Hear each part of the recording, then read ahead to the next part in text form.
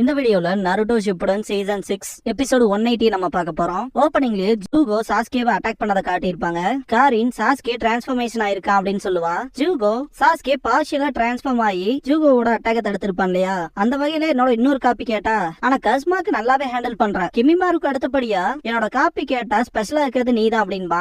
அந்த அளவுக்கு ஸ்ட்ராங்கா இருக்கீங்க மென்ஷன் பண்ணுவான். நான் சண்டை போடுற நோக்கத்துல இங்க வரல, உன் கூட பேச வந்த ஜூகோ அப்படின்பா. சாஸ்கே பேசவான்ட்டு பாப்பா, இங்க இருந்து உன்னை கூட்டிட்டு போக வந்த அப்படின்னு சாஸ்கே சொல்லவும் கூட்டிட்டு போகவான்ட்டு பயங்கரமா சிரிப்பான் ஜூகோ. நீ என்ன பைத்தியமா, அவன் இல்லாம நான் வெளியே எங்கேயும் போக மாட்டேன் புரியுதான்னு சொல்லுவான் ஜூகோ. இதுக்கப்புறம் பிளாஷ்பேக்ல காட்டுவாங்க ஜூகோ அவனோட கண்ட்ரோல் இழந்தா எந்த அளவுக்கு மிருகத்தனமா நடந்துக்குவான் அப்படிங்கிற விஷயத்தை இல்லஸ்ட்ரேட் பண்ணி காமிச்சமா இருக்கும். ஒன்ஸ் அந்த கஸ்மாக்ல இருந்து normal ஆனானா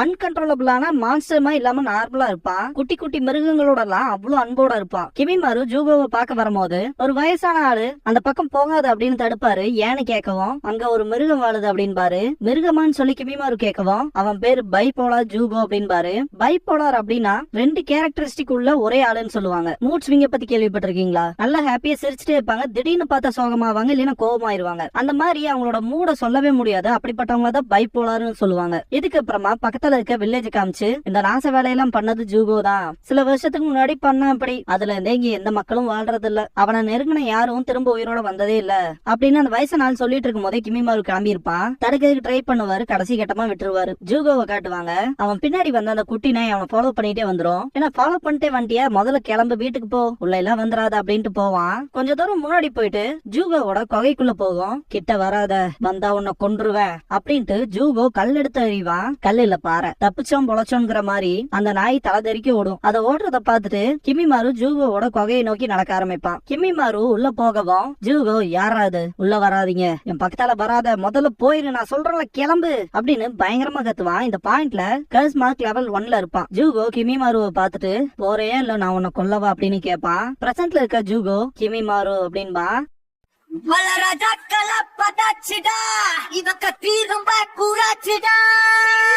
He's a freaking badass.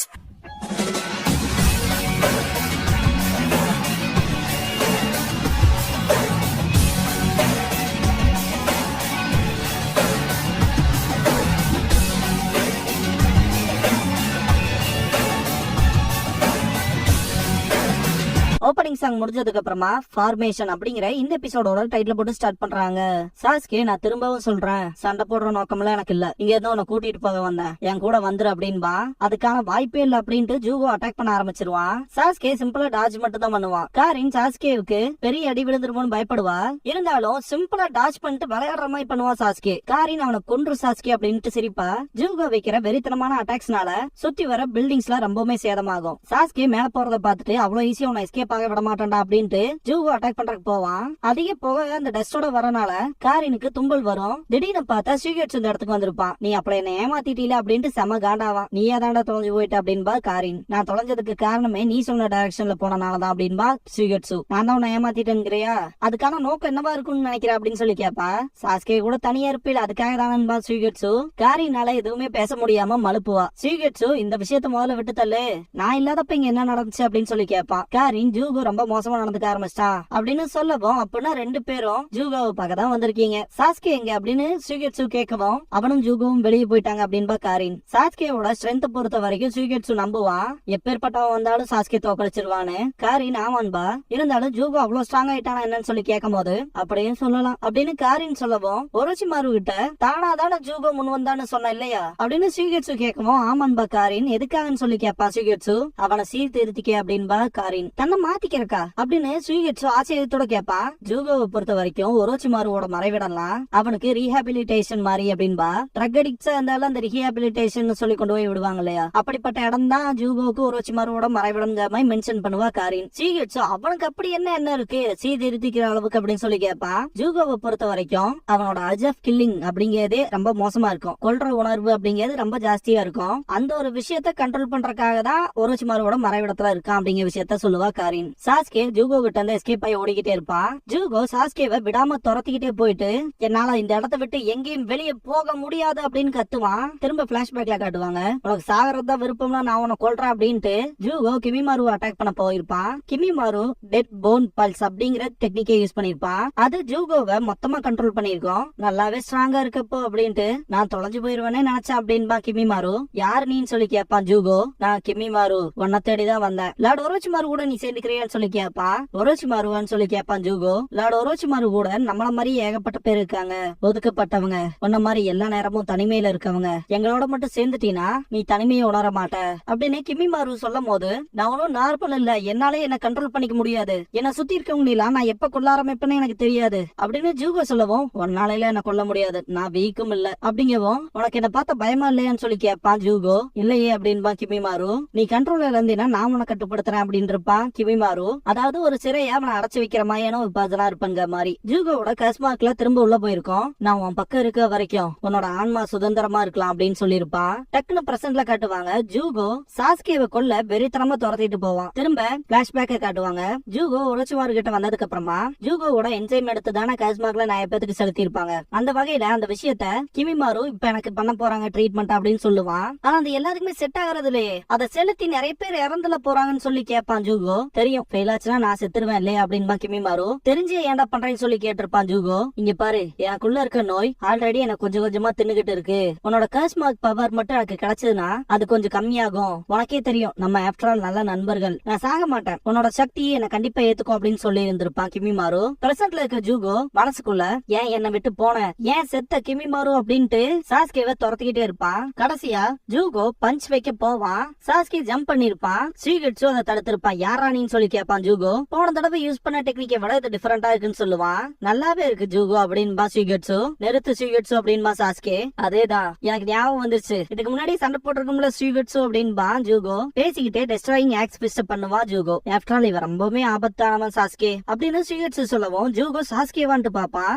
சண்டை போடுறதுக்குலாம் இங்க வரல, பேசுறதுக்கு தான் வந்திருக்கோம் அப்படின்னு சாஸ்கே சொல்லவும், இவனுக்கு எல்லாம் போர்ஸ் பண்ணி சொன்னாதான்டா கேக்கும் அப்படின்ட்டு ஸ்ரீகட்சு சண்டை போட ஆரம்பிச்சிருப்பான். ரெண்டு பேருமே வெறித்தனமா அடிச்சுக்குவானுங்க. சாஸ்கே முதல்ல நிறுத்துங்கடா அப்படின்னு கத்துவான். காரி நிறுத்த வேணா, ரெண்டு பேரும் அடிச்சுட்டு சாவுங்கடா அப்படின்ட்டு திங்க் பண்ணுவா. சாஸ்கே ரெண்டு பேர்த்தையுமே புடிச்சிட்டு, நான் உங்க ரெண்டு பேர்த்தையும் கொல்லணும்னு விருப்பப்படுறீங்களான்னு சொல்லி கேட்பான். சாஸ்கே ரெண்டு பேர்த்தையுமே விட்டதுக்கு அப்புறமா ஸ்ரீகட்சுல ரொம்பவுமே பயப்படுவான். இந்த டைம்ல இவங்களை கொல்ற நோக்கத்தோட தான் சாஸ்கே வந்திருக்காங்கிற ஃபீல் பாத்தீங்கன்னா ஸ்ரீகட்சுக்கு வந்திருக்கும். காரி எப்பவும் போல சிம் பண்ணுவா. ஜூகோ நார்மல் ஆனதுக்கு அப்புறமா அவன் ஒரு மாதிரி திணறிட்டு அவன் இருந்த லாக்கப்குள்ளேயே உள்ள போயிட்டு கதவை பூட்டுவான். சீக்கிரம் கதவை பூட்டுங்க வெளியே அப்படின்னு கத்துவான். இங்க பாரு, நான் வந்ததே உன்னை கூட்டிட்டு போறதுக்காக தான் அப்படின்பா சாஸ்கே. அவனும் பயந்துட்டானான்பா ஸ்ரீகட்சு. அப்படி இல்லைன்பா காரின். நான் எப்ப யார கொல்லுவனே எனக்கு தெரியாது, நான் யாரையும் கொல்ல விரும்பல, நீங்க முதல்ல கிளம்புங்க அப்படின்னு சொல்லி கத்துவான். காரின் நான் தான் சொன்னல அப்படின்ட்டு ஜூகோவோட பர்சனாலிட்டி ப்ராப்ளம் பத்தி சொல்லுவா.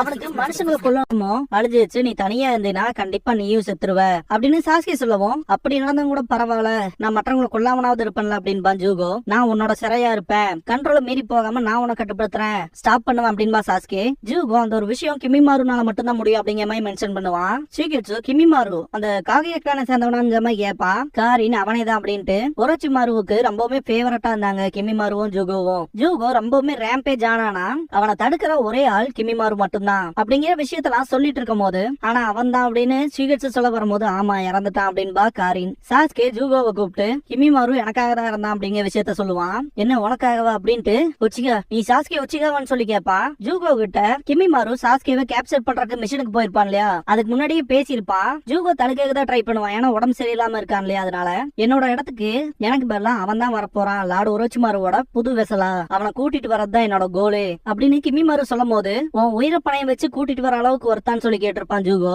நானும் சாஸ்கேவும் மட்டும்தான் ஒரோச்சிமாருவோட அடுத்த வெசலா இருக்க முடியும், சொல்ல போனா அவன் என்னோட மறுஜென்ம மாறி அப்படின்னு கிமிமாரு சொல்லிட்டு, ஜூகோவோட கஸ்மார்க்னாலதான் கிமிமாரு ரொம்பவுமே ஸ்ட்ராங்கா இருப்பான், அந்த ஒரு விஷயத்துக்காக நான் நன்றியோட இருப்பேன் அப்படின்ட்டு ஜூகோவை திரும்ப பாக்குறேன் அப்படின்ட்டு கிளம்பியிருப்பான். இப்ப கதவை நீக்கிறப்ப கிமிமாருக்கு பதிலா சாஸ்கே எங்க நிப்பான். இதான் நடந்துச்சுல கிமிமாரு அப்படின்ட்டு சாஸ்கேவை பார்ப்பான் ஜூகோ. எல்லாத்தையுமே கேதர் பண்ணதுக்கு அப்புறமா சாஸ்கே அவனோட இலக்க பத்தி சொல்லுவான். என்னோட இலக்கே அகாட்சுகியை சேர்ந்த இட்டாச்சி உச்சியாவை கொள்றதுதான் அப்படின்பா. நினைச்சண்டா அப்படின்னு திங்க் பண்ணுவா ஸ்ரீகட்சு. ஆனா அது அவனோட சொந்த அண்ணன் அப்படின்னு திங்க் பண்ணுவா காரின். அவனை தோக்கடிக்க உங்களோட பவர் எனக்கு தேவைப்படுது, ஆனா போர்ஸ் பண்ணிலாம் கேட்க மாட்டேன். அப்புறம் காரின் ஏதோ வேலையா வந்தேன்னு சொன்னீல, அது ரொம்ப அர்ஜென்ட் என்னன்னு சொல்லி கேட்பான் சாஸ்கே. அந்த அளவுக்கு ரொம்ப முக்கியமான வேலையெல்லாம் இல்ல அப்படின்பா காரின். ஷூகெட்சு காரின் கிட்ட நேர்மையா இரு, சாஸ்கேவை சுத்தி இருக்கணும்னு தானே ஆசைப்படுற, அதை ஓப்பனா சொல்லு அப்படின்பா.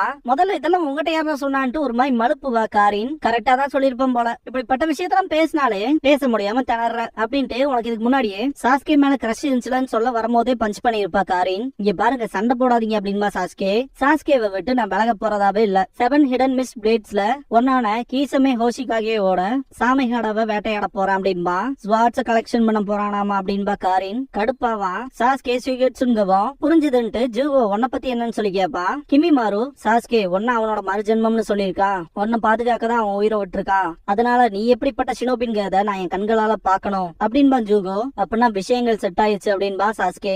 லீஃப்ல காட்டுவாங்க, லெஃப்ட் சைட்ல இருக்க செவத்தை பாத்தீங்கன்னா தெரியும் 126க்கு அப்புறம் நம்ம பார்க்க போற மூவியான Naruto the will of fire மூவியோட போஸ்டர் இருக்கும். நருட்டோ சாஸ்கேக்கு என்னதான் ஆச்சு, ஒரோச்சிமாரு கொன்னுட்டா திரும்பி வர வேண்டியதானே அப்படின்பா.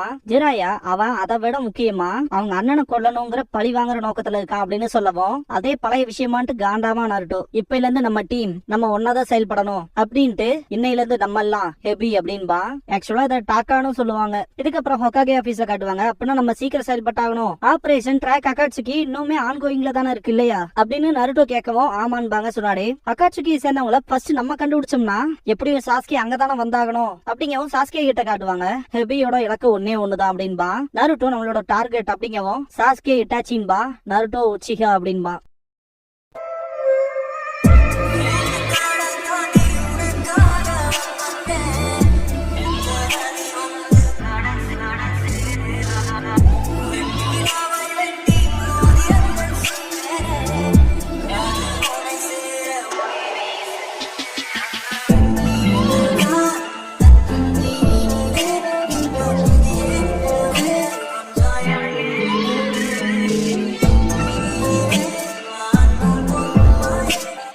க்ளோசிங் சாங் முடிஞ்சதுக்கு அப்புறமா Kakashi chronicles a boy's life on the battlefield part 1 அப்படிங்கிற எபிசோட தான் அடுத்து பார்க்க போறீங்க அப்படின்னு பாரு ககாஷி. இதுக்கு அப்புறமா சகுரா கட்சுயு கிட்ட பேசுறத காட்டுவாங்க.